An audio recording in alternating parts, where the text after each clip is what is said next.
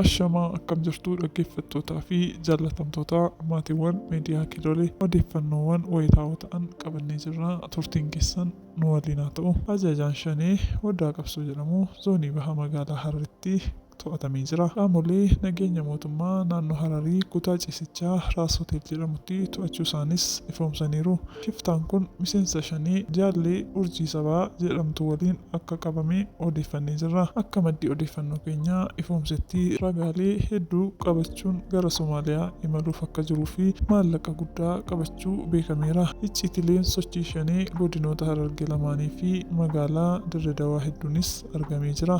Dabalataan saffisaan diigamuun garichaa yaaddoo nutti uumeera jechuun hooggantoonni Shanee iyyachaa jiraachuu oduun nu qaqqabdee ni ibsiti. Yeroo ammaa garichi akkuma mataa goraa gadi adeemuudhaan harcaatiin akka hammaatu godhee jira jechuun hoogganoonni Shanee yaaddoo qaban ibsaa jiru. Armaan duraa marroon hidhattoota hedduu gara Shawaatti erguullee sababa hoogganoota zoonii giddu galeessaatiif jecha harcaatii olaanaan isaan mudachuun kasaaraaf saaxilamuusaa irra deddeebiin dubbachaa tureera.